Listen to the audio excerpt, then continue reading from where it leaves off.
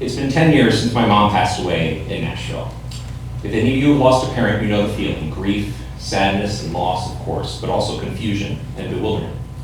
When it comes to my relationship with my mom, I'm still living with the consequences of an unfinished conversation, even 10 years later. My mom's family has a lot of history in Nashville. My grandpa, Dan Feidman, was a big presence in town.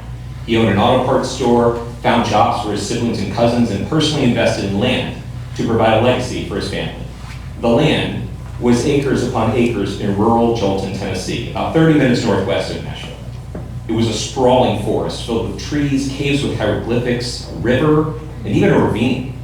He bought it for $1 in 1936, but he never built any property on it. It was hunting land. The land has been in my family ever since. When my grandpa died, my grandma inherited it, and when she passed away in the 80s, it was split between my mom and my uncle. I had always heard about the land.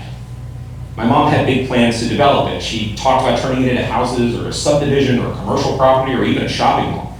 But, and I can't stress this enough, I never saw it. Not once.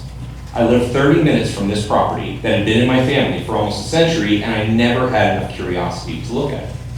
As the 80s became the 90s, I got ready to go to college, and my mom enthusiastically researched more about the land. Mid-90s property laws in Tennessee had a few, shall we say, quirks. She discovered that someone else owned the only permanent easement. Now, if you don't know, an easement means access, and if someone else owns the permanent easement to your property, you don't have access to your land.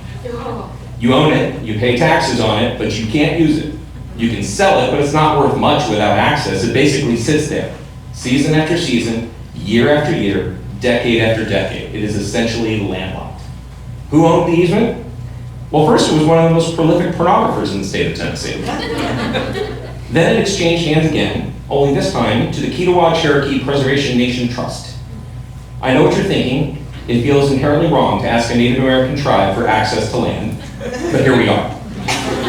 When my mom called their attorney to see if they would be open to allowing her to have a permanent easement, he replied that he would, quote, ask the tribe, and if she didn't hear back, that was her answer. The 90s became the early 2000s, and my mom continued to diligently work at trying to secure access to the land while I graduated from Northwestern, moved to LA, and pursued my Hollywood dreams. In 2010, she was diagnosed with cancer. My mom battled cancer valiantly for 5 years and died in January of 2015. When the dust settled and everything with her estate was sorted, I found myself the proud owner of 66 acres of landlocked Tennessee hunting land. And yet I still didn't go there. Look, I was living in LA, I had a job, a wife, 3 little kids. It's a lot to drop everything and fly to Nashville. But I'll admit it might have been more. Maybe I didn't care enough about it or understand why it was so important to my mom. Several years later, my wife encouraged me to take a trip to Nashville and finally check it out. It was now 2022 and I booked it. This was post-COVID and curiosity finally got the better of me. I organized a 2-day journey and had it all worked out. I got a rental car, a hotel room, hit my favorite restaurants, and drove out to Jolton. A local realtor named Ryan secured a 24-hour temporary easement, and he brought along a soil guy to determine if the land was suitable for building. Before entry, Ryan gave me an odd word of advice. Later, when I got back to my hotel, I should immediately go to the hotel's pool to drown any mini ticks that might attach themselves to me. I did grow up in the South, guys, so I'm no stranger to the danger of ticks, but I honestly had never heard of mini ticks. I assumed they were like regular ticks, but microscopic and not huge fans of chlorine.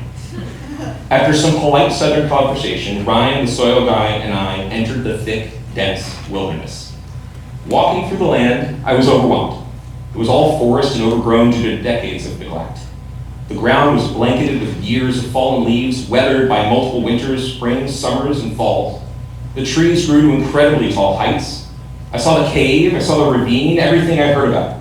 I also found some bullet casings and broken beer bottles on the ground, which I'd heard less about. I'm proud to report that the soil guy's test was a success, and I can build on it.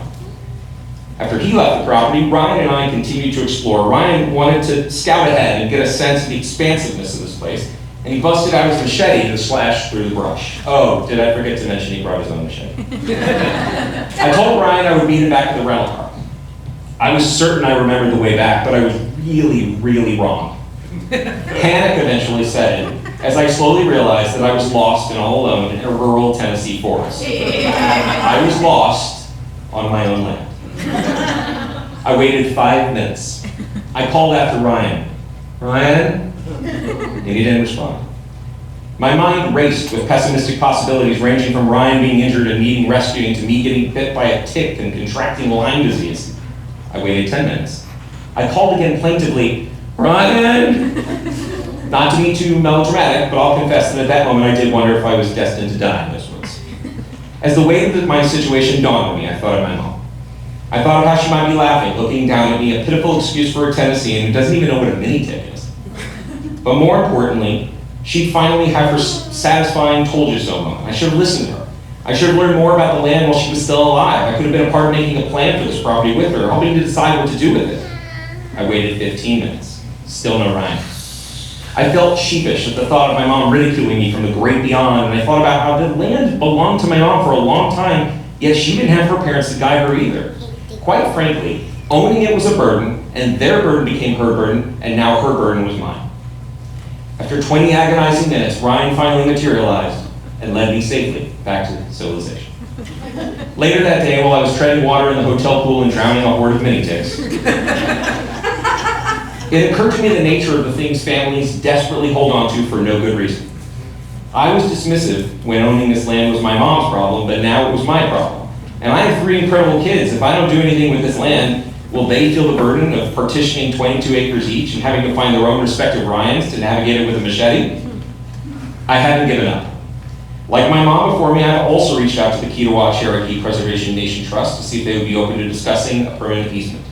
However, unlike my mom, I've discovered that the easement isn't actually owned by a Native American tribe. It is apparently just someone who named their company the Kiowa Cherokee Preservation Nation.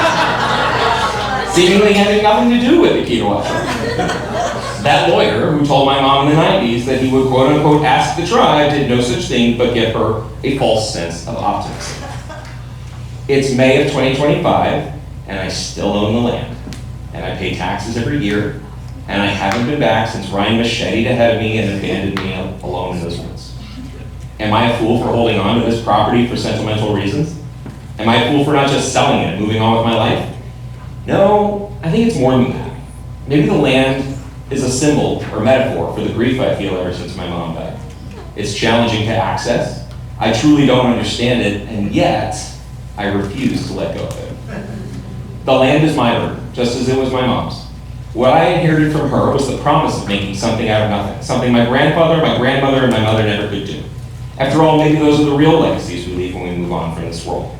Confusion and foolishness, sure, but also a glimmer, however faint,